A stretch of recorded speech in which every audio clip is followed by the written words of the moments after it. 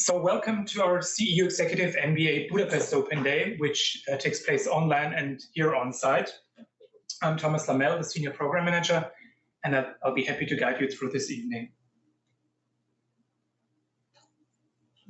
The question, the elephant in the room is an executive MBA still worth it? You have to ask yourself this question, because you don't have to go very far these days to encounter that we're witnessing fundamental transformations in the world in a century. In 2008, we had a big financial crisis. In 2015, we had a large refugee crisis. And right now, the biggest pandemic in a century. These changes are part of a much broader set of transformation that is taking place. Some of them are positive, and some of them are pretty dangerous. The key question is, how do you as business professionals prepare for this challenging and unpredictable environment? The obvious question, is an MBA the way to do it? And we have seen an explosion of online education in the last year, and I'll show you why we believe an executive MBA is still worth it. If you're interested in further education, in an MBA usually, you start searching for an MBA in the city you live in. What you tend to find is mostly a pretty plain vanilla MBA curriculum, a standard MBA curriculum, to be honest. Faculty who are delivering the program are mostly local. The number of international students is pretty low because of the local approach of the program. Some of these programs that take place in Western Europe or in the US are quite expensive. And a local program allows you not to leave your job. There's no work interruption.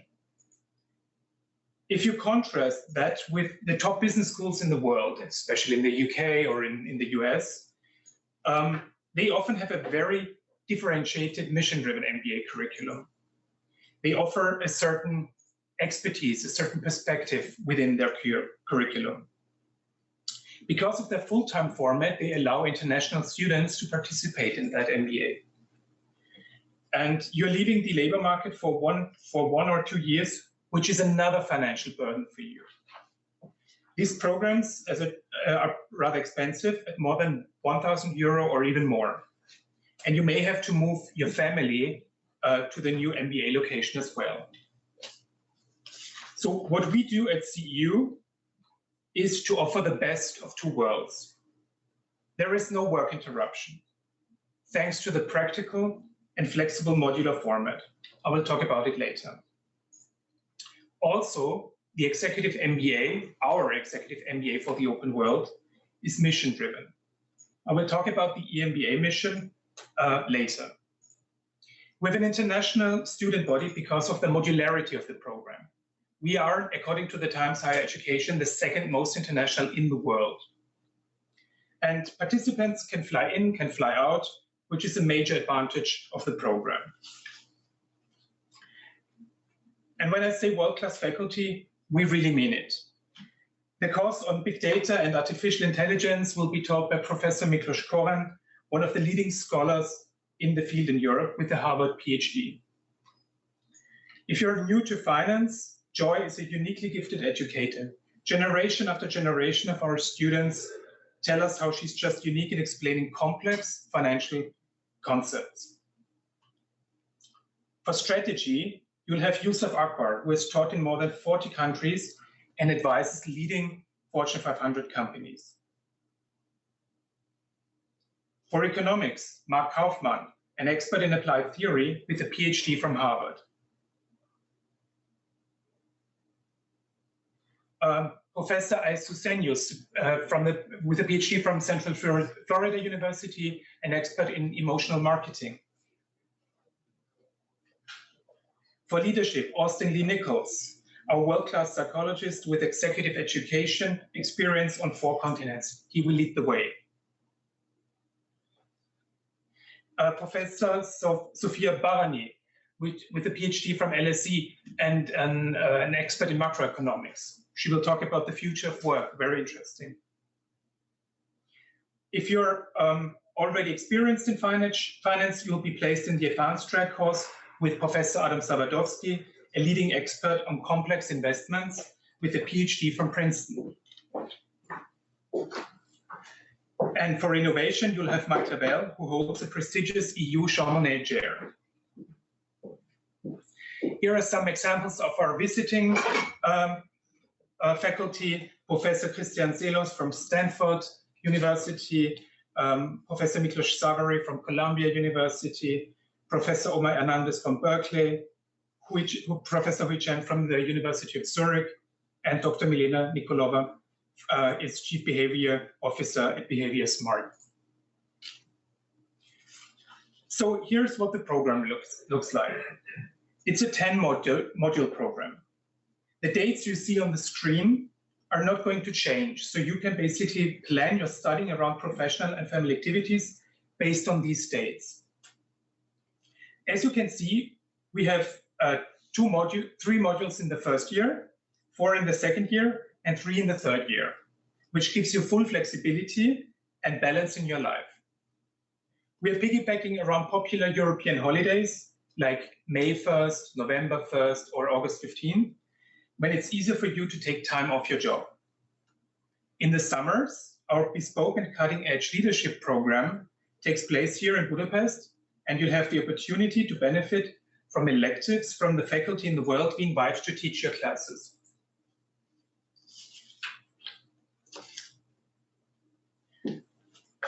Another big advantage of the Executive MBA is that you have a network you can count on. We have an alumni network, which is basically placed around the world. In every major city, there's a hub for alumni, and it's very easy for you to reach out to our alumni. We have a very American approach to our alumni community. Whatever your approach is, whatever your interest is, you can reach out through the Alumni Relations Office here at CEU or through dedicated social media groups that have the purpose to connect current students and the alumni network.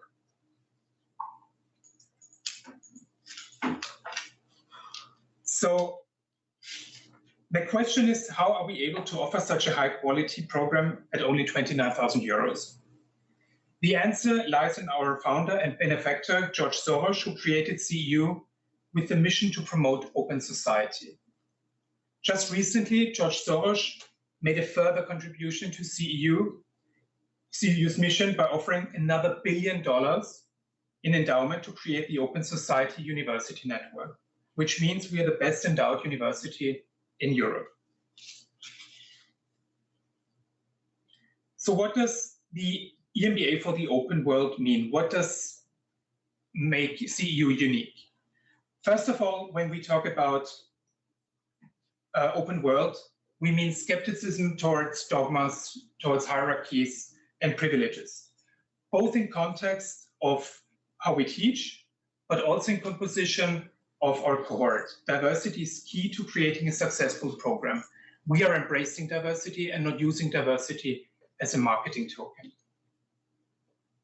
Secondly, we believe in debate and radical rational thinking. Every idea can be challenged. We believe in facts and arguments rather than narratives and fake news. It's narratives that create polarization in societies these days. And we believe the best way to challenge this narrative-based discourse is to make arguments based on facts and realities, which is the hallmark of Karl Popper's philosophy and definition of open societies. We're fundamentally opposed to all kinds of discrimination, and we actively promote diversity within our program through our fellowships. The way we finance the scholarship means we create opportunities for people who have traditionally have not been able to afford such a program or to actually being admitted to such programs. Because we see managers not just as people who deal with businesses and resources, we also believe that our participants are positive change agents in the spirit of open societies. So what does the typical CEU MBA classroom look like? Currently, we have around 65 managers with an average of 14 years of work experience, including a minimum of 3 years of leadership or managerial experience. As you can see from the image, or as you can experience right now in this room, We use state-of-the-art classroom technology and setups in order to facilitate discussion and interaction with participants. We make use of case-based learning rather than traditional lectures that you will find in local MBA programs.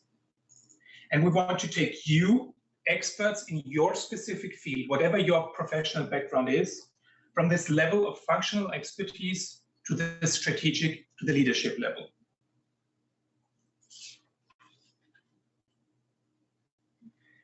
So we also offer a hybrid format, which means you can participate online or offline, which is another advantage for you because it perfectly fits your life. And every participant can choose to join online. Studio grade microphones capturing lecturer and all participants. There's no disadvantage of being online, as you may know from Zoom meetings before. Everybody's interacting with everybody in our lectures. Large screens, we've implemented large screens and high quality cameras to capture every single statement that you would need to do and you would like to listen to. We have physical virtual breakout rooms for support teams, which are a fundamental part of our classes. Teamwork is very important for our classes. And we have created personalized virtual backgrounds, so you can recognize people who have the floor easily, and you can take notes on whoever had a comment on a topic before. And we offer high quality individual support, both academically and technically. So let's talk about the financing. The tuition is only 29,000 euros.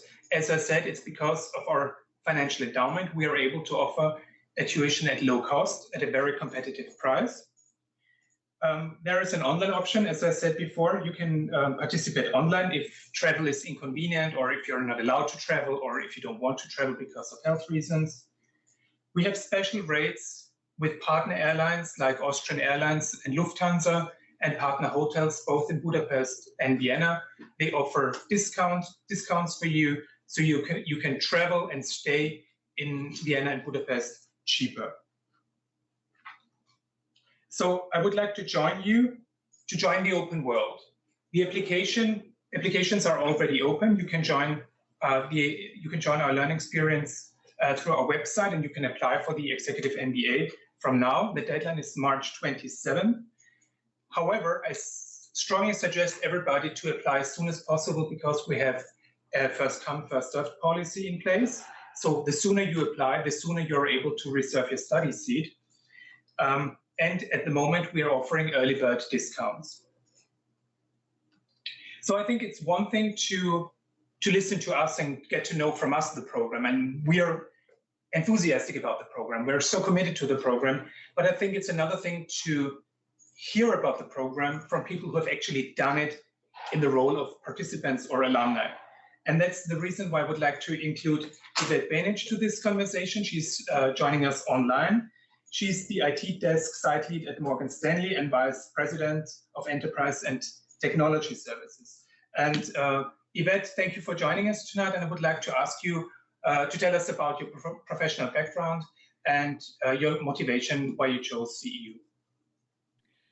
Thank you, Thomas. Good evening for everyone. I'm sorry I'm not able to be there personally, but I'm seeing myself on a very big screen, which is quite threatening, but it's okay. Nice to meet you and see you virtually. My name is Yvette, and as Thomas kindly introduced me, that I'm coming from the corporate world. 10 years experience in telecom. I led the European operations for BT before Morgan Stanley made an offer, and I cannot say no to build a whole new service desk for them in Budapest. So I joined Morgan Stanley in February, eight months ago. Between my studies, if you really want a change, you can make it, even you are studying. But the reason Thomas asked me to join to talk about my experience, the reason why I selected CEU, it would be difficult to say new information for you based on the presentation, because I believe that Thomas told everything which was really important and highlighted all of the benefits of the program. So let me share my personal drive on this. So I'm Hungarian, raised and born in Ukraine, and I studied at the University of Debrecen. And when I finished and joined to the corporate world, I have known after a couple of years being in leadership that I would like to study something which would help me in my professional career. Oh, am I echoing? No, we can hear you. Can you hear? Okay, great. Okay, wonderful. So I wanted to really build my professional career further. So I know that I would like to study something which would help me to drive this part of my professional life. And I was really waiting for this program to start over and start again at CEU. So actually CEU was always my goal to join and to join this program. And this modular education is really fit to my life, and I can say even from my fellows at the cohort that it's really convenient that you can plan ahead and you can you know that what is expected, because it's not just the module you will know in advance what Thomas showed you, but also you know in advance when the preparation period will start. All of your assignments after the modules are known in advance, so you can really plan your busy life, even it's a private life or a professional life around this program. And this is actually one of the benefits of this program, the flexibility, not just online, offline. You can join to the online part, or you can go to the university campuses, which are amazing, and we really like to be there. And the other part, in terms of the flexibility and this whole modular part, was also what the values of CEU, the values the CEU represents, the diversity of the program, and I'm actually I'm a firm believer in a diverse organization would be successful. That's how I also build my new team within Morgan Stanley, and this is also the company's value. But this is actually really tangible in this program, how diverse it is and how the CEU represents these value. And this is a fabulous opportunity to build your network, to meet people, to meet their experience, to learn from them. I know that there is an option for online, but I'm recommending you to if you can join on the campus part, because it's really fun to meet people, to talk to them, to learn from their experience.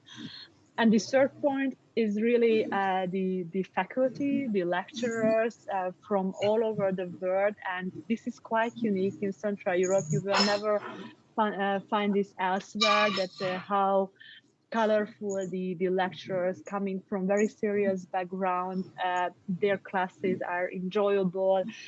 Even I'm not having economic background, but the finance class with Joy, or the accounting part with Huey, that was actually amazing, and it was intense, and but we have learned a lot, and they were really able to provide that knowledge for us without the background we had, and we were able to learn from that. So I would say, for me, this was the main reasons I selected CEU, and I wish that you will have the same decision, because you will never regret it.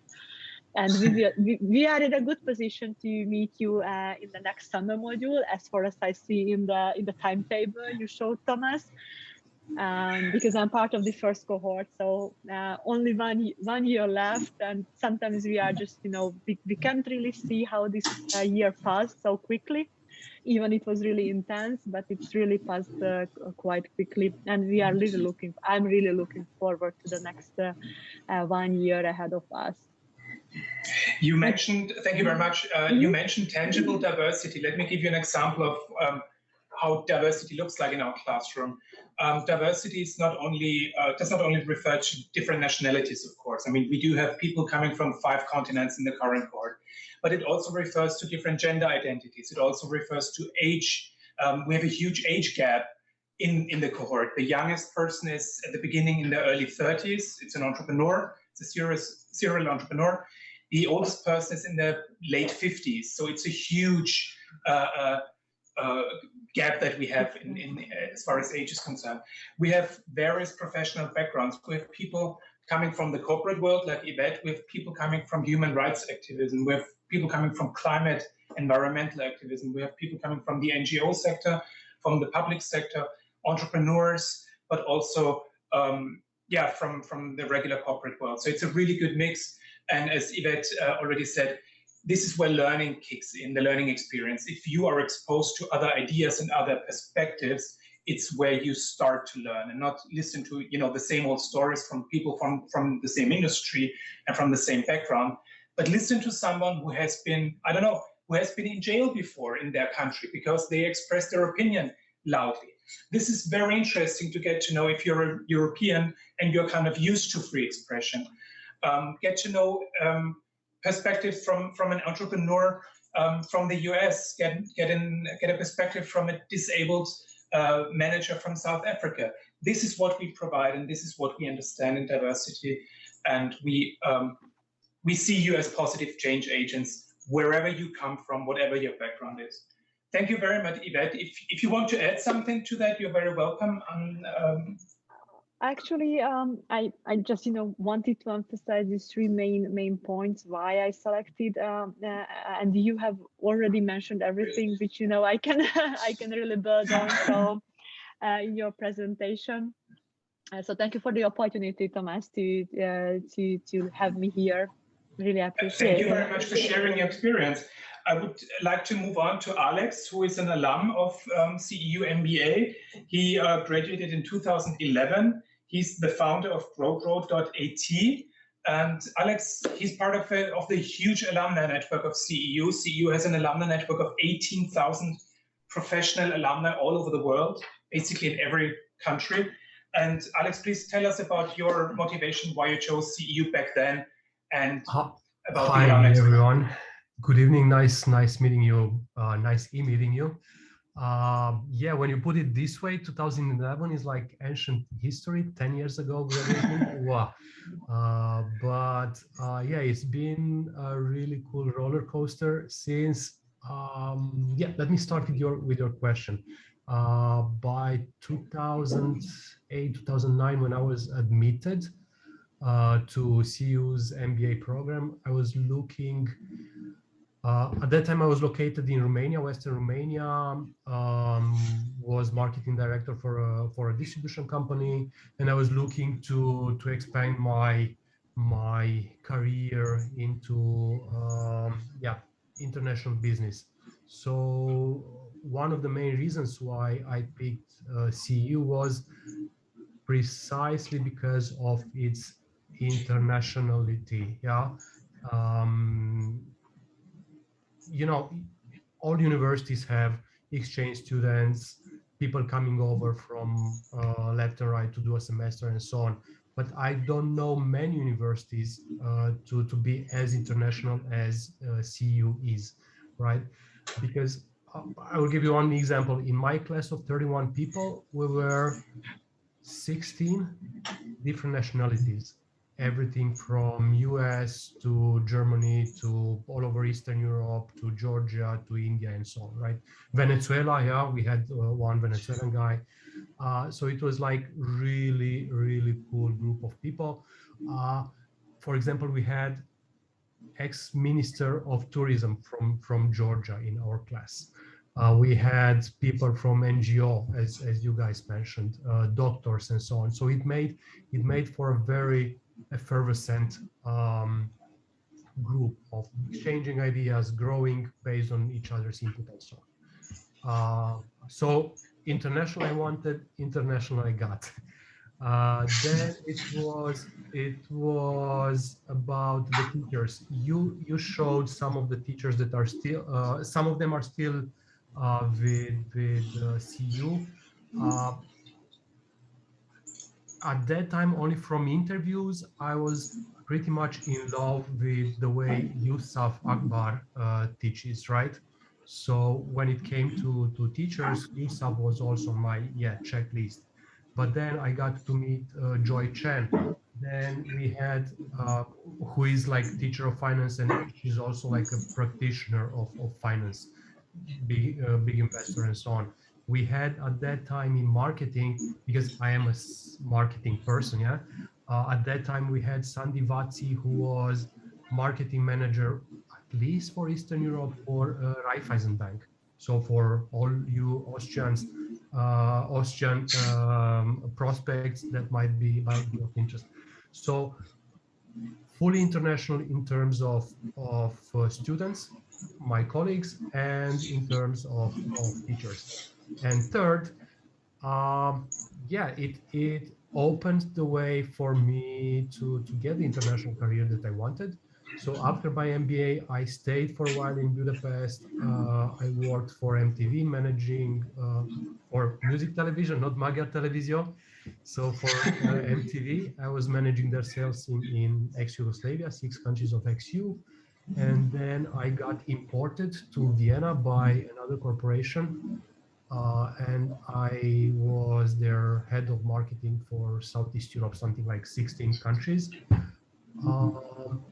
So after 2 corporations back in 2018, I got out and started my own consulting company, doing marketing, sales and marketing consultancy, supporting mostly Eastern European companies to go to market in the DACH region mainly. So that's it all follows this line of international, right? That's something I wanted, and I got like 120%, I guess. Thank you very much. As I already said, the internationality is based on the modular format, because part-time or full-time programs cannot provide this international class, because people coming from the US, from South Africa, from Malaysia, China, India, they cannot commute like every 2 or 3 weeks or once a month to a program. But the modular format that takes only place more or less 3 times a year, this is very much possible for international students to commute, especially with the discounts we offer. And this is something we guarantee that you will be in an international class with people with very diverse backgrounds. Alex, do you want to add something to your story? I mean, it was very interesting, but do you want to add something? That's pretty much it, unless someone is interested in something else. Of course, you're welcome to ask questions. We will do a Q&A session about the program at the end of this open day. So even also the online people, please shoot in your questions into the chat box. I will collect them and we will answer them at the end of the open day. For now, I will pass on to the thank you very much, Alex. I will pass on to the keynote part of this evening, to the main act with Professor Marcia Kizlovsky, who's the faculty director of CEU Executive MBA and associate professor of law and strategy. He's got a JSD degree from Yale, an MPA from Princeton, and an MBA from INSEAD. He publishes in 3 disciplines: management, law, and political economy. He advises governments, international organizations, progressive political movements around the world. And he's a frequent contributor to international media, including Politico, Project Syndicate, Foreign Policy, and the Wall Street Journal. And he's now here tonight to deliver a keynote presentation on businesses versus governments. Marcia, the floor is yours. Thank you so much. Thank you so much. So good to see you, Yvette and Alex. And welcome everybody online and on site. So we are going to talk about what's going to happen with this pandemic. And if you think about it, it really is a question in my discipline, much more, increasingly more than in epidemiology. As I deal with the relations between business and governments, and frankly, all that matters in terms of your business environment, for your business, for your organizations, will be determined by governmental actions, yes? Closing borders, opening borders, lockdown, no lockdown. Of course, also your personal life, yes? Are your kids going to school, or are they staying with you and ruining your career, yes? All of this is against a certain epidemiological background, but as we see, compare Sweden to New Zealand, with the same virus, the same pathogen, the responses, the governmental responses differ dramatically. Yes, and that's why it's very interesting from what I do research-wise, which is to try to model governmental behavior. And I will explain why we need to model government. It sounds very advanced, but like, if you don't model governmental behavior, how do you predict what will happen tomorrow? Well, let me give you two examples. A main governmental think tank in UK, Institute for Government, in June 2021, this year, not like 4 years ago, a few months ago, says, the best case scenario from now is that we quickly reach a situation in which COVID-19 is controlled through vaccination. But supply side is the most important challenge. So this was just in June, yes? Somebody didn't notice that there may be a problem, for example, the vaccine protection waning, yes? Which we see now actually is a more important, like, supply side, go anywhere, you can get a vaccine. So like June, yes, 3 months ago, it's all about supply, stupid.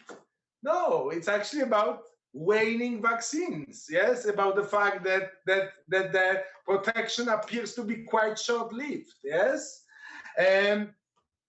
August, like literally last month, Brookings, the leading American think tank for governmental behavior, says that, unfortunately we have these variants. Okay, they were already there for like half a year, but fortunately we have, those Pfizer vaccines and Moderna, because other vaccines like AstraZeneca are less effective and fare very poorly against the variants. And literally like the same week or a week after came the study that shows that actually Astra, yes, it is less effective at the beginning, but it actually seems to keep your immunity longer than the RNA vaccines. Yeah? So like, okay, what is the common thread on those two sides of Atlantic with those predictions? Well, anybody, like, how are those predictions made? Data. Not too much data. Well, there is a very specific type of data that they are using. And that data is today's news. Think about it. In June, everybody was talking about supply. Indeed. Yes? In August, or maybe actually in July, just before this study about Astra came, everybody was talking that, Pfizer and Moderna seem to be better. Yeah? So there is a certain way of predicting, which we call in science inductive way of predicting, which is we take what is today, and from that we infer what's going to happen tomorrow. Yes? And those two examples are a perfect example. Today in the news, we have all about supply. So surely in the report of the future about of COVID strategy, supply probably is the main issue. Yes, you see with those two examples, you see the problem with inductive, that tomorrow may not be like today. And you see it also in your corporate boardrooms, yes? It's almost intuitive to say, oh, I have experience, yes? Thereby I will tell you what will happen tomorrow, yes? So, okay, what's your experience? Yeah, maybe you manage 3 projects or 14 projects. How do we know that those 14 projects will look like the project that we are managing tomorrow, yes? So I'm not saying that inductive way of predicting is useless, but I am saying it's very natural for practitioners. So we don't need to teach you that. You already know that. At CEU, we teach you how to supplement that way of predicting with a different way of predicting, which we call deductive prediction. And deductive prediction is becoming much more important. Big data, finance, but in my discipline, you would think would be the last one to be susceptible to that prediction. But actually, this is a huge new trend, which is a prediction which starts from certain general model. So you state how the world works. Yes, what's your general story about how a given area works? Yes? Okay, that story is probably based on some experience from the past, but it's also kind of more than that. It's more like a picture of what are the fundamental mechanisms that rule a given field of the world: finance, marketing, macroeconomics, international relations, governmental behavior. And from that general model, you actually make a prediction. You see the difference? Very different way of predicting. Yes? We actually don't think about in the one on the right about today's experience that much. Only insofar as it can confirm or disprove the general model, but even a single experience cannot disprove a model that is very strong, or shouldn't disprove, yes? Because if the model has worked in 99 out of 100 situations, it's still a better tool to predict tomorrow than your today's experience. Okay, so let me give you an example from my field, and I will make a prediction. I will test this method of predicting, and then in a year we can meet, especially if you join the CEU Executive MBA, and you can make fun of me if I am wrong.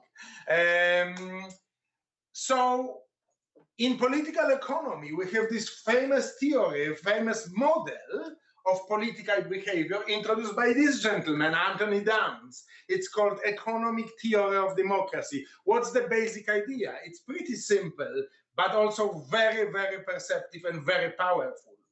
So Anthony says that we should assume that politicians act solely in order to attain the income, prestige, and power which come from being in office.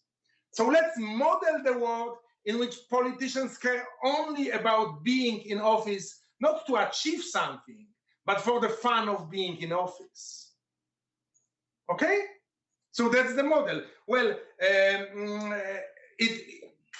based on this, we can make a kind of a statement of how that world would look like, which is, it's the world in which parties formulate policies in order to win elections, rather than win election in order to formulate policies.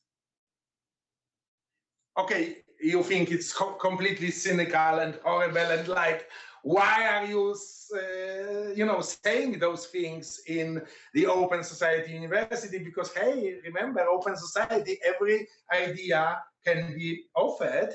And Anthony Downs says, if you don't like this model, if you think politicians are much more focused on actually making a change in the world, remember that what we said about deductive prediction, why do we need this model? We don't need this model to be real.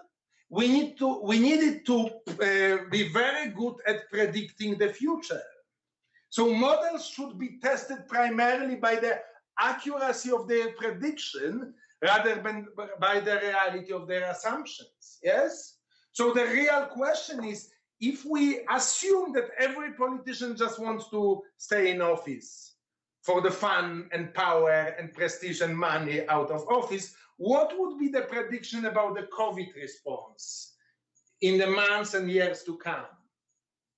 You see how different it is from like, oh, now we have a supply problem, so let's assume it's going to be the main problem in the next few years. So, okay, let's do this. Let's try this. So a politician who wants to stay in power, period, is looking at the pandemic not as a healthcare crisis, but as a political crisis. Yes, as an event that generates, I would say, two types of costs. On one side, there are political costs of the healthcare crisis. So TV stations showing, you know, hospitals on stadiums, sharing stories of loved ones who lost their grandma or grandfather, or, you know, just like a lot of very horrible images and everybody feeling very anxious. Yes? So that's a political cost. Again, we are no longer talking about the real cost on society, because based on this model, it doesn't matter. For the politician, what matters is whether this is going to harm their re-election chances. Okay, so if you have the two extreme responses, total lockdown and total opening, anybody can suggest how the curve is going to look like of this cost curve? What would be the shape of the cost curve for political cost of healthcare crisis? In other words, in which situation the cost is greater, in the opening or in the lockdown, given what we know about the virus?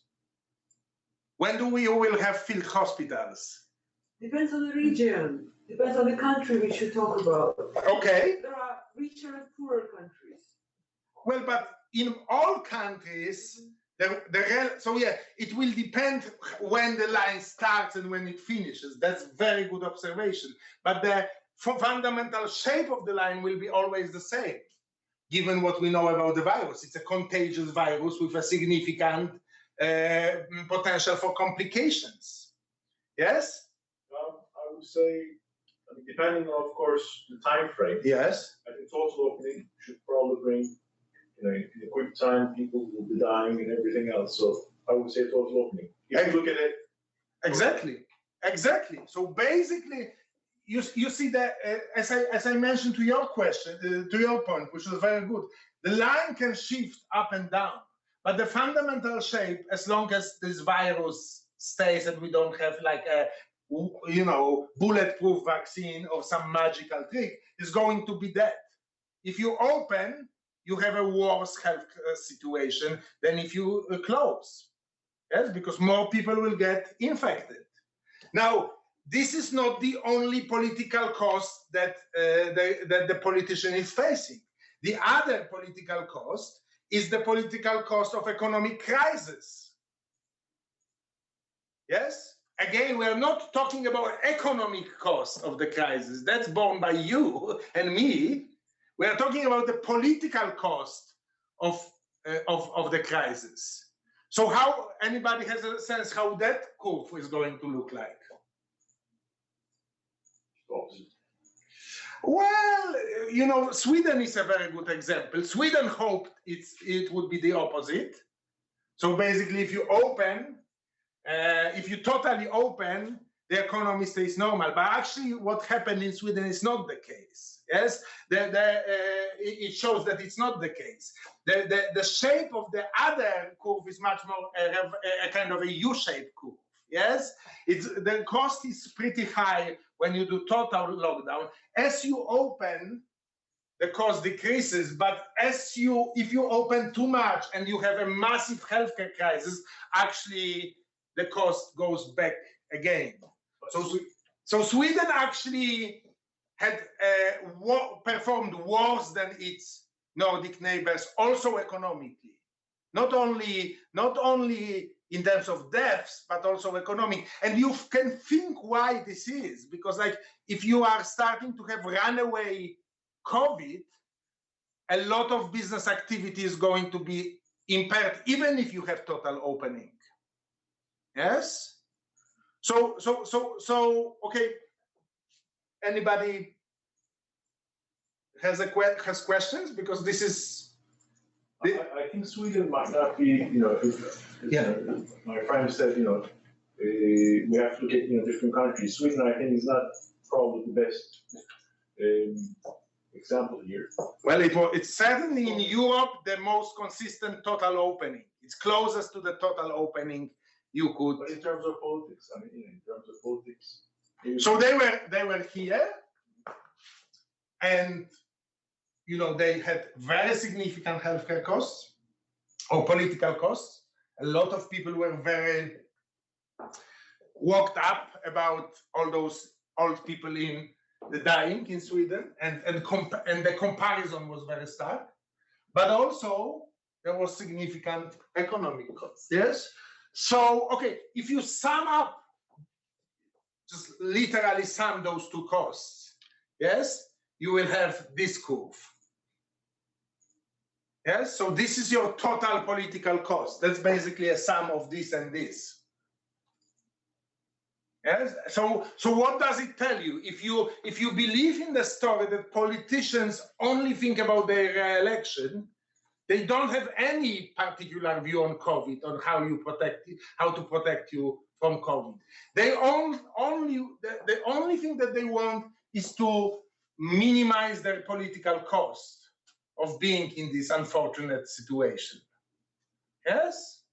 So that gives you a pretty stark prediction that basically we should expect most countries to kind of being somewhere here, which is very different from mainstream predictions that are offered right now, which are either, we continue zero COVID strategy, the Asian countries, or New Zealand, or let's live with COVID, yes, so permanent opening. We no longer, Denmark recently announced, we will be, forever open now, but there was a little asterisk by the minister who said, but actually if the situation goes really bad, we actually may not be anymore open, yes? So this is basically, if you believe in a very cynical story that this is just about political self-preservation, you basically see that what we have is a permanent middle ground. And that's a very, that's a very consequential prediction, yes? It basically says this is not going to be over, but also it's not going to look like last year all the time, yes? So there will be, politicians will try to strive this balance. Yes, if the infections go too much here, you can actually have lockdown in a year, in 2 years, in 4 years, but they will not be willing to go all the way here because they will strive to minimize their political costs. And to your point, which was very good, about different geographies. So now let's think about this being Western Europe. How about middle income countries? How does this calculus change? Well, if you think about middle income countries like Hungary, the political cost of total lockdown is probably higher, although GDP-wise, it was similar. Some Eastern European countries even fared a little better than Western Europe. Politically, I think it's fair to assume it's worse because the starting point is lower. Yes? So any decrease of living standards from a Hungarian level will cause much more anxiety in the electorate than if it's in Austria. But also, you will no longer have just like a linear progression of the healthcare crisis because the healthcare system is in shambles. So if the COVID really goes out of control, you will have exponential political costs because people can literally die on the streets. In Sweden, at least, Sweden was able to deal with, okay, a lot of people die, but at least they die in more or less civilized circumstances in the hospital under care. If you would have the same situation in Hungary or my home country of Poland, people would probably be dying on the street. And that would be a significantly more costly. So basically, if you look at it, the two effects mean that probably we can predict.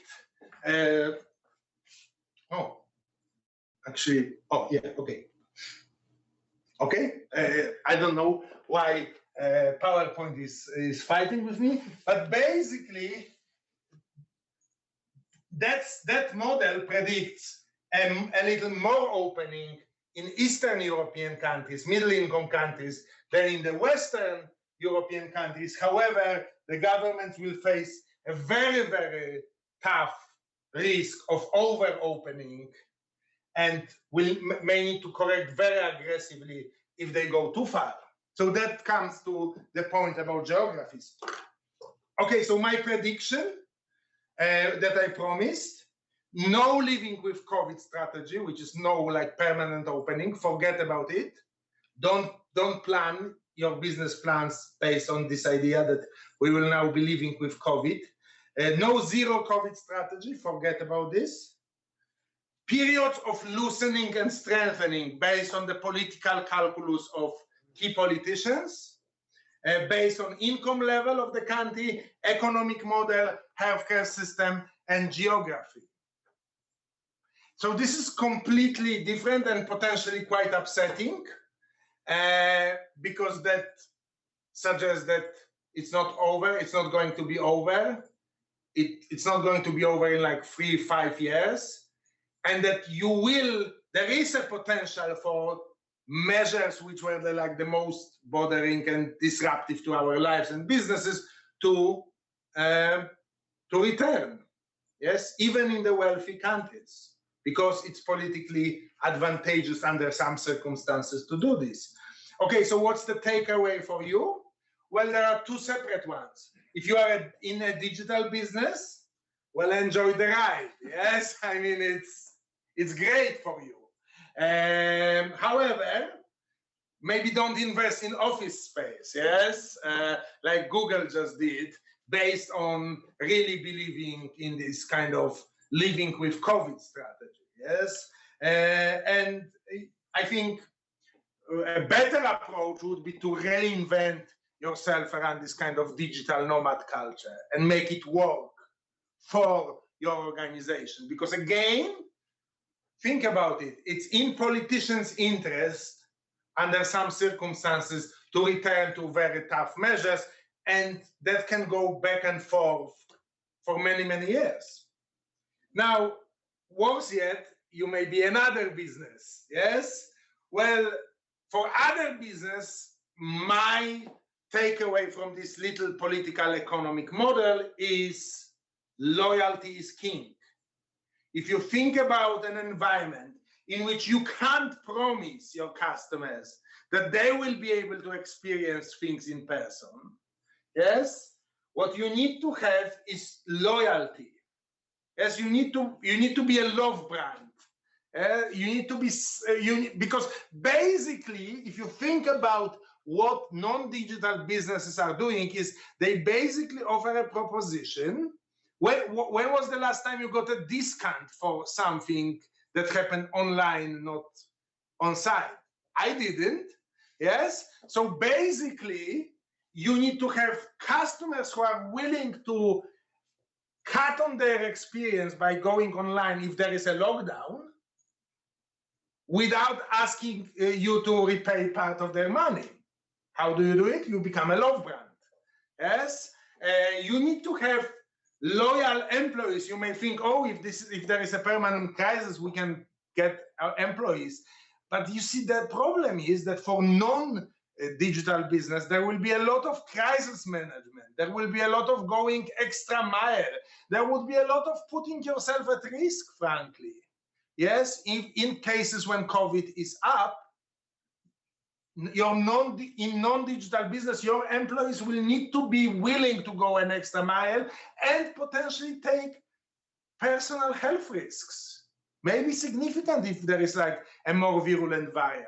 So you need to have a loyal employee base, and you also need to have a loyal social environment, because all this situation makes societies very anxious.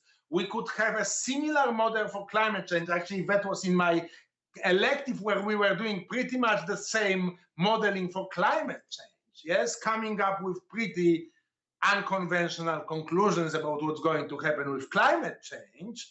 And, you know, if you think about us living kind of in this permanent state of COVID stress, people will be more anxious and will be looking at corporations to behave.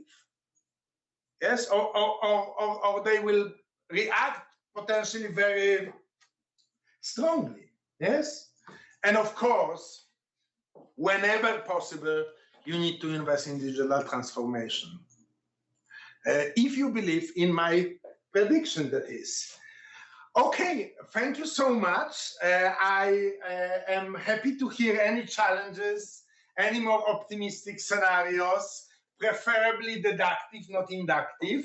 But yes, and if online participants have some comments, please go ahead. I hope that I gave you a little bit of the taste of what in some of the classes we do. We do case method, which is inductive, but we also do a fair bit of this modeling in numerous disciplines, as I said, from big data to finance to politics. And I hope I kind of, in those last 20 minutes, convinced you that theory is the opposite of practice, only when it's a bad theory.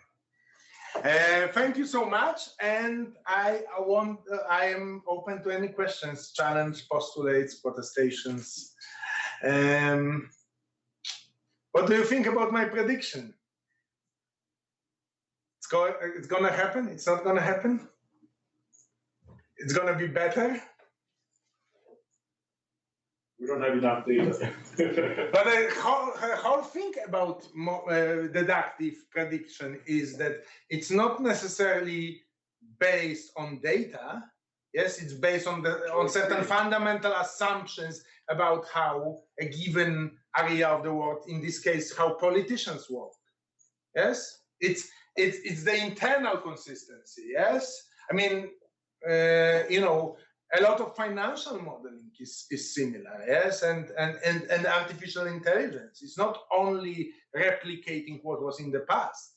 Yes, it's learning from the fundamental relations to respond to new things. Yes, there are limits to it.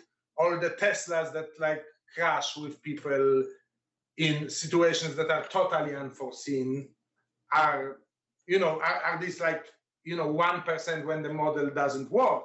But you can't say, it's not the case that the autopilot on Tesla works only in exactly the same situations which were already programmed. Yes, that's not how models work.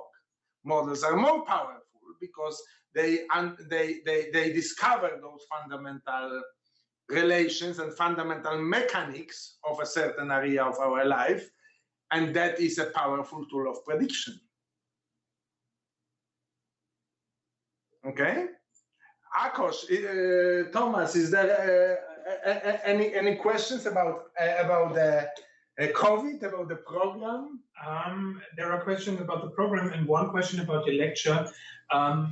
What's the impact of different cultures on your model? Yes, so this is an excellent question. So any model, to be more than just a description, needs to be simplified. So the model that I present, which is very famous and got multiple Nobel Prizes of people who use that model in various contexts, assumes that basically culture does not matter that much for political behavior.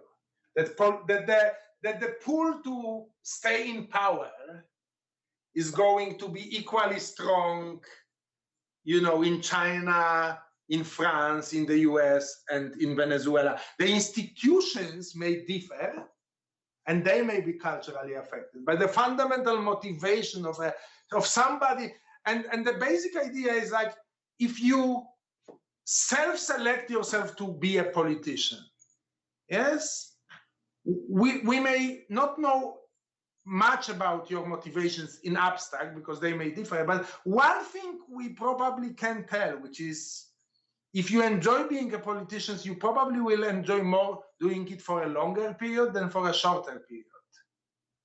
And that alone allows you to predict this fundamental motivation to seek re-election and everything that followed. Yes, the basic idea that like you start looking at the calculus of your costs, political costs, not the real costs, the political costs, yes, as a way to guide your behavior. And here, hey, you may explain yourself that that's what democracy is about, yes? People, when people are shouting and saying, this is unacceptable, you should listen. But you know, but that's a detail for the model. Yes, the model basically say like wherever you go, this will be a fundamental way politicians operate. They want to stay in power as long as possible. Yes, and if you think about like Angela Merkel retires, but she still wants her party to stay in power desperately.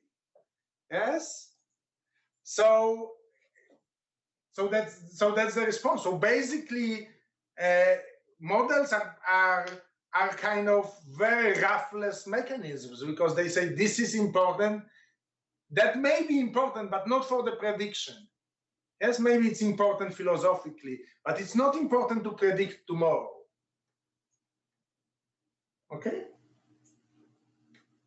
All right, so why don't we get some questions about the program? Yes, one question from the onliners. You mentioned your elective. Can you please elaborate on the system of electives? Oh, yeah, sure. So basically, this is really a cool innovation at this program. If you look at those 3 summer modules, Yvette already mentioned, they all happen at the same time. And what we do to give you a choice of elective, like literally, I'm not exaggerating, not any other program in Europe, is that we offer electives for all 3 years together, and then we offer them every 3rd year. So basically, each year you have a completely different palette of electives that you choose, but we have this palette is much bigger because we pull you together, 1st year, 2nd year, and the graduating year, all together. So we don't offer electives for one class of 70 people. We offer electives each summer for 200 people, yes? And that means that if you have, in the first module, you can take 1 elective, in the second, you can take 4, in the third, you can take 4. You take 9, but you choose from about, 75 electives. Yes? And then if there is an elective that you wanted to do, let's say in 22, there is some elective you really want to take. Well, if you can't take it, or there is an even more important one for you, that other elective, that lost elective will not be offered in 23 and 24. However, we have a program that is called Alumni Course Offering, which allows you to come back to CEU after you graduate and take an elective in perpetuity at any time after you graduate. So the 2022 elective will be offered in 25, and you can simply come over after your graduation and meet new students that are around. So that's kind of like a nice networking opportunity, and take your missing elective. You may be coming every year to take maybe not 4 like during your studies, but like 1 or 2, and we will be happy to have you. So that's basically the elective system. How are different levels of knowledge balanced, especially in finance and quantitative classes? Yes, so this is also important because most MBA programs try to convince you that there is some transcendental benefit of sitting in classes that are boring to you because you contribute to somebody else's learning experience. So we don't really think that in quantitative classes that makes much sense, which is why we split that class into two groups, the standard track and the advanced track in finance and data. So if you are already familiar with finance or data, you go to advanced track and you go just like, you know, beyond the basics. And if you are new to finance, and also the profile of faculty is different. So for standard track, you know, both Alex and Yvette mentioned, Joy. So Joy is like this amazing educator. So we have like those very, very unique educators who are just good in introducing people to new areas, difficult areas. And for advanced track, you much more interact with our top researchers, as like Adam, as my colleague from with Princeton PhD, who kind of give you the cutting edge of what is being developed in finance. So they don't so much give you the basics of finance, because that's what you have if you are in A track. They kind of show you what is, you know, kind of what are the new cool trends in finance. So everybody gets like what they really need with this system.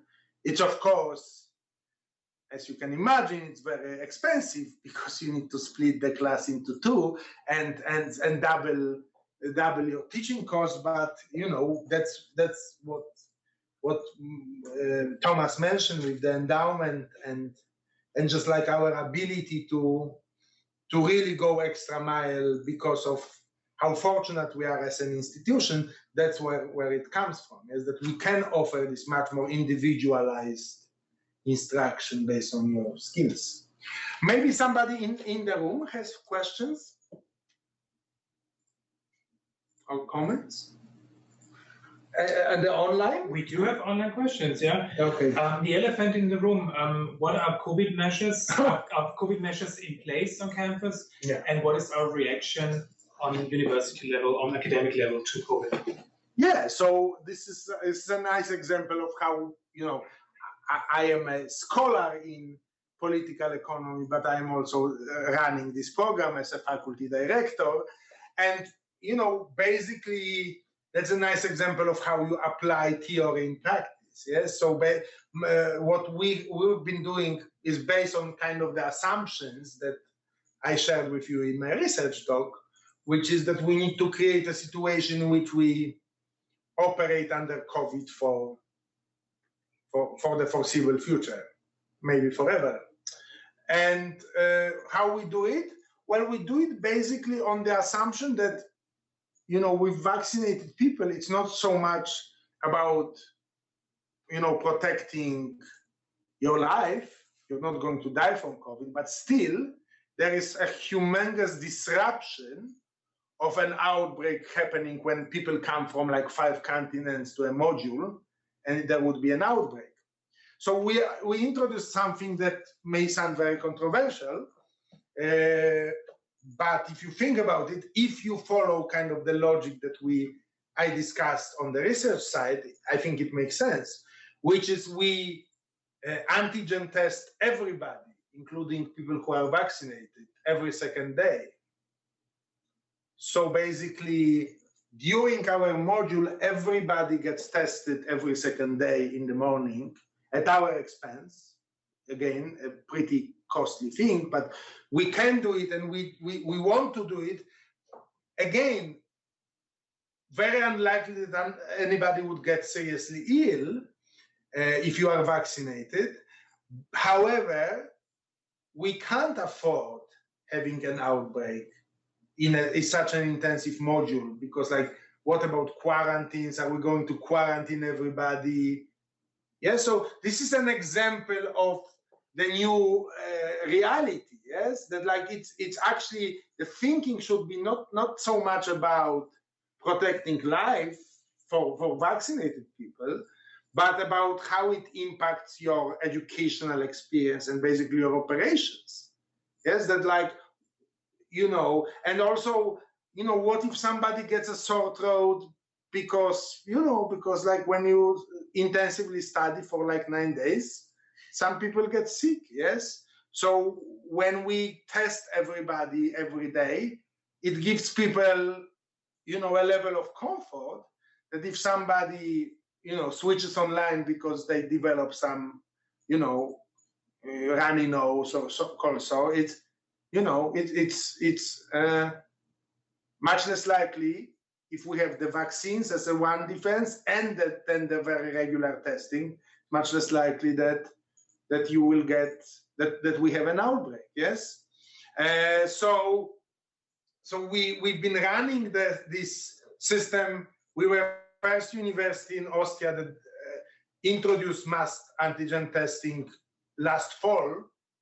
Think about how world is changing. Last fall was actually the beginning of antigen testing, and we are planning to do it in perpetuity. Yes, so that you can enjoy the module.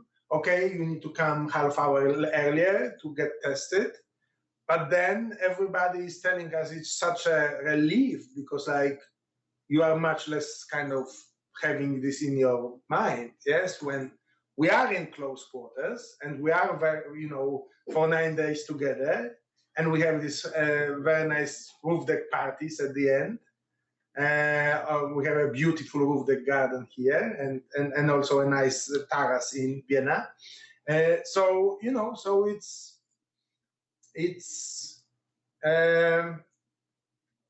how we do it, and we spare no expense to make sure. And we didn't have a single case in our modules throughout the pandemic, and we had only one module that was fully online in March when it was simply not allowed by law.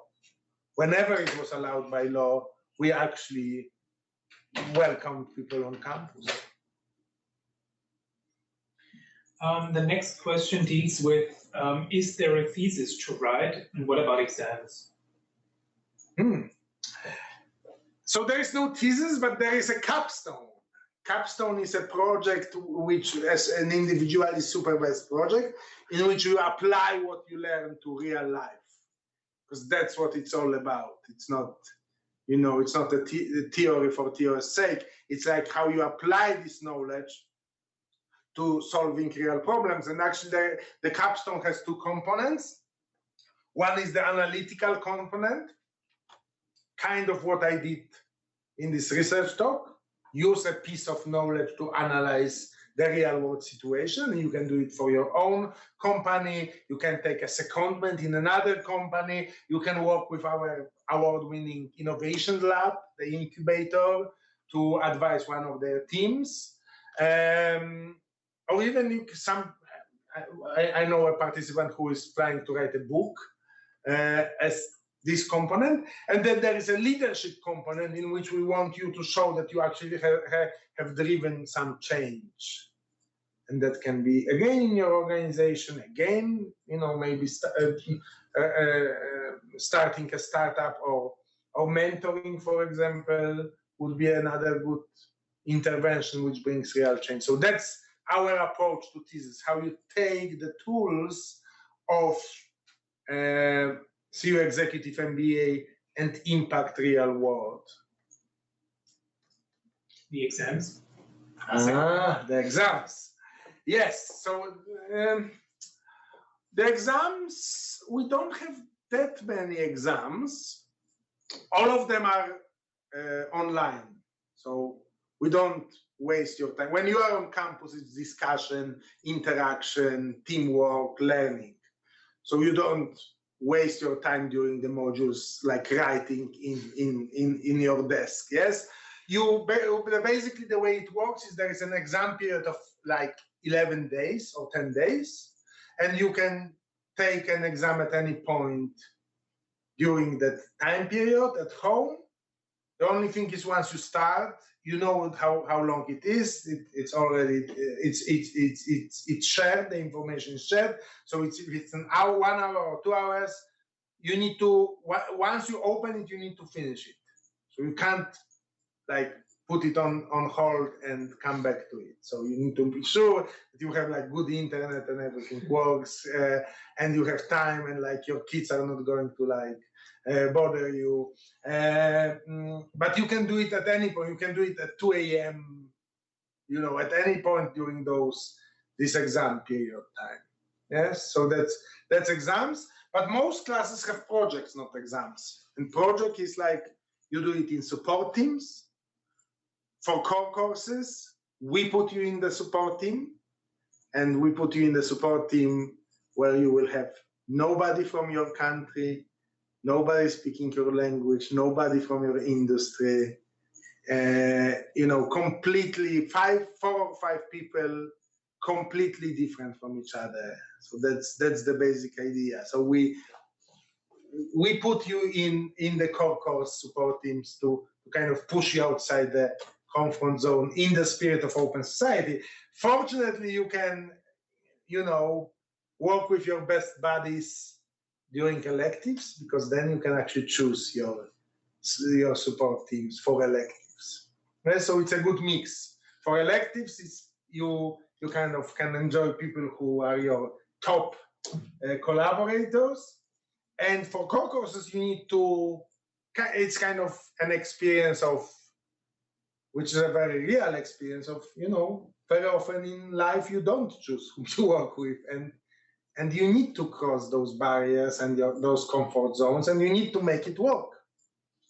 Yes, so that's I think that's a very valuable part of the program, although I'm sure not always easy. Could you tell a little bit more about the preparation for modules? What's needed? Oh yeah, Yvette already mentioned. Yeah, so before every module, there is like a fixed preparation period of between 4 to 6 weeks. And you get like a kind of an executive memo or like things you need to do each week. It's kind of like the landing system at the airport. You know, if you do everything that we ask you to do every week, you're going to land on the runway when we meet for the module. Yes, of course, you can do all of this you can do on the final week without sleeping, but it's better to just do it as we prescribe it, you know, because it's kind of very carefully orchestrated. So for example, when you have like in the summer module, you have like 5 courses. So we make sure that like across all those courses, there is like a reasonably even load for like things to do, things to read, cases to read every week during the preparation period. So you don't have peaks. It's kind of, it takes a lot of effort on our side to kind of work with the faculty. Academics are famously independent, so they resist, but it mostly works in terms of just like, you can assume that each of those 6 weeks will kind of be similar in intensity and will allow you to prepare for the module just fine. And of course, this is all, you know, our advice. Yes, this is an executive program. Yes, you don't need to, you know, nobody checks whether you do every single thing. Yes, and you very often, our participants need to prioritize, and that's fine. Yes, but like we give you kind of an advice, kind of an executive memo, what's the optimal experience for every preparation week. And that's just it, that's our advice. A question from online. I've read about the program for families and EMBA Together program. Can you please explain? Yeah, so maybe EMBA Together, why don't you explain? Because this is your ballpark.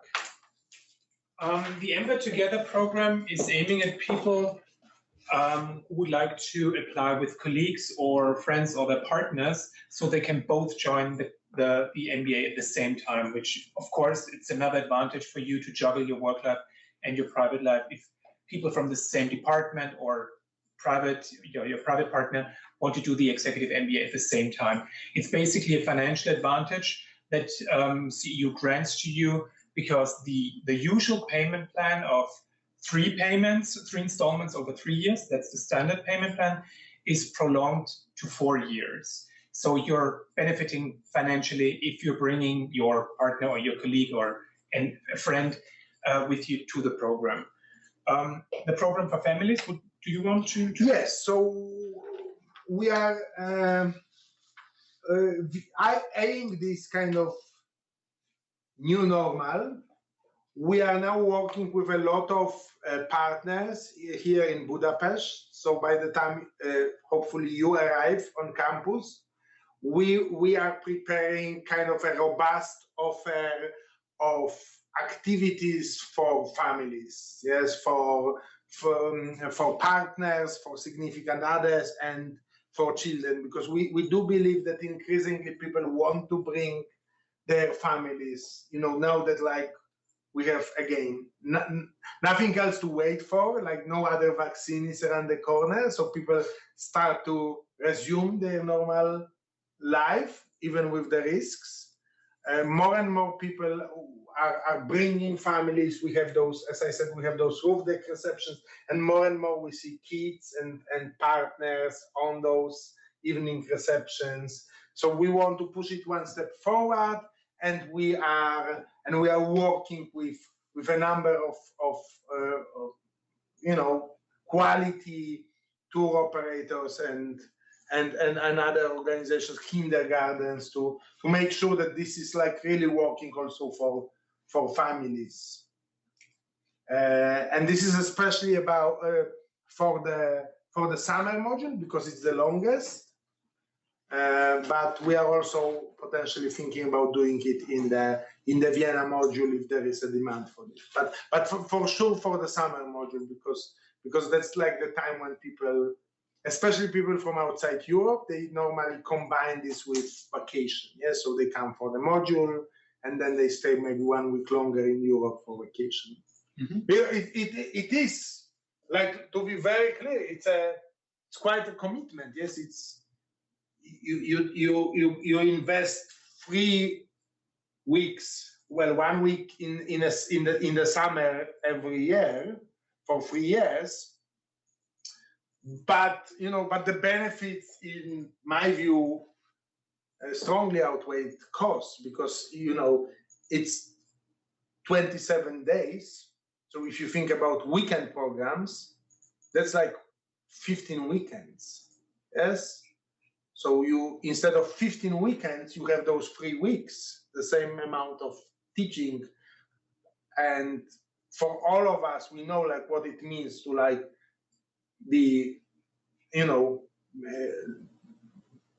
being busy, after 1 week, during the weekend, and before the next week. It's just very, very tough.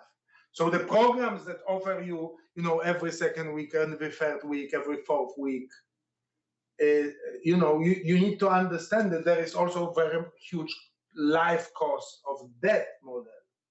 Because then, like, regularly during that time, this is low season. Yes, we all can understand it.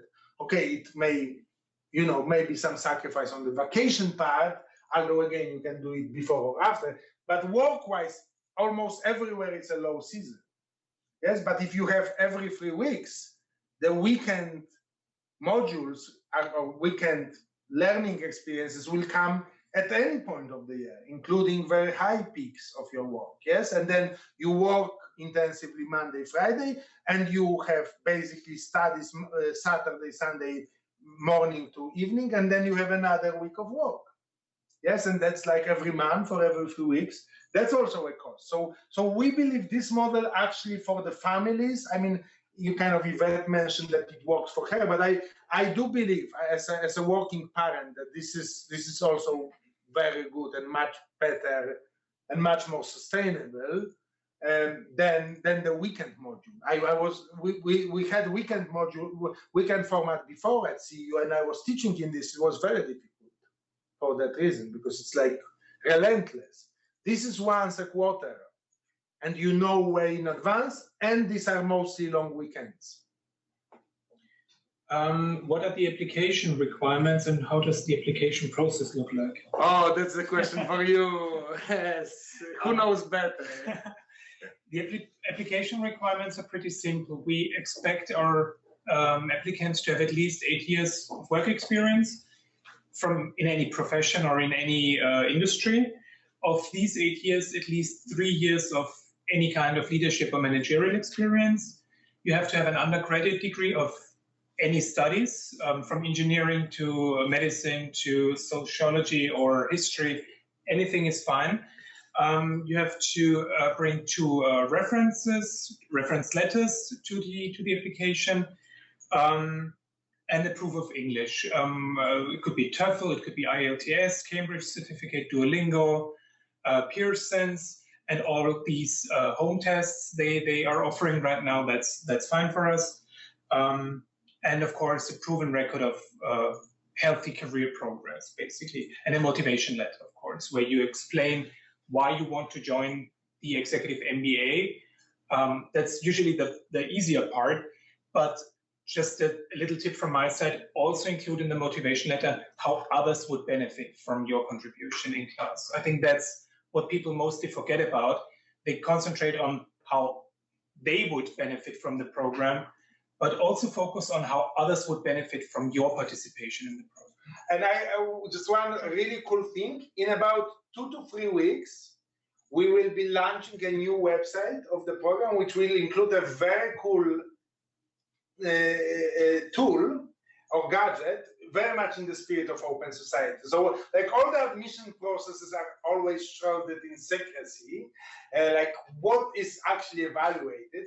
And in the spirit of the EMBA for the open world, our new website will actually include a tool when you can see each of all those things that Thomas mentioned come in a package, and that package is evaluated by our admission office across 49 categories. And the new website will have a gadget when you will see all the 49 categories. Even more, you can actually self-assess yourself, kind of play with it, and then it gives you like a hint of how are your chances of getting admitted. So actually look for it like maybe around 10th of October, 15th of October is going to be up, and it will be very, very cool, because it also it's not only a transparency measure, but also it allows you not to forget things in your application. Yes, we are introducing it because we constantly see those applications which are really good, but some people forget something simply, or didn't think about including some things that are important. So all of this will be now extremely transparent. You will actually see what the evaluator of your application is doing step by step. And it encourages honesty and transparency on the applicant side as well. We appreciate honesty from the applicant side. If you have a sabbatical or any gap in your resume, and we all have these gaps. I mean, we've all been unemployed, or we've done sabbaticals. We've been ill for a long time. Everybody has a gap in their resume at one point. Don't be shy about it. Be honest about it. We appreciate that openness in the spirit of open society. We appreciate transparency and openness. And tell us something, what you learned from that gap or from that experience. I think that's way more interesting than hiding or trying to hide something in your CV, which will pop up anyways, because, you know, we all are trained to read CVs, and at one point it will pop up. So please be honest about it. Please be transparent about it. We appreciate that transparency and that openness. As far as the application process is concerned, that's super straightforward and simple. You start your application via our website. You have to upload all the required documents. Once you have submitted and finalized your application, the CEU Executive MBA Program Office will revise it for completeness. We'll give you the chance to submit missing documents, of course, and then we will invite you to an interview on MS Teams. And based on that interview, you will receive a score. You will be evaluated, and among these, based on these 49 criteria that Marcia just mentioned. And then, just in a couple of weeks, you will receive an admission decision inviting you to the program. And as I said, we have a first come, first served policy. So it makes sense to apply now and reserve your study seat for the next year's cohort. than to wait until March 27th, until the application deadline pops up, when business is usually higher and more busier because everybody likes to apply for things at the very last moment. We encourage you to apply as soon as possible. Yes, and we have only one cohort because we are a small university, and it's really important for us to give like personal attention to people. We're not a factory, so we have only one cohort, and that's just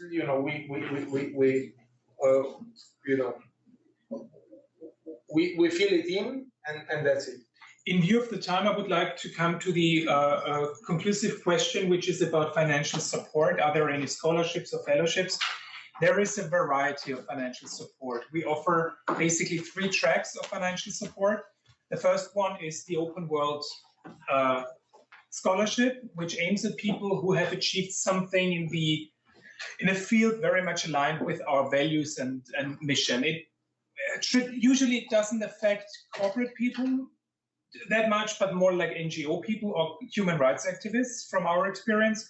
But of course, everybody's invited to apply for it. The second option are the need-based scholarships, which are self-explanatory.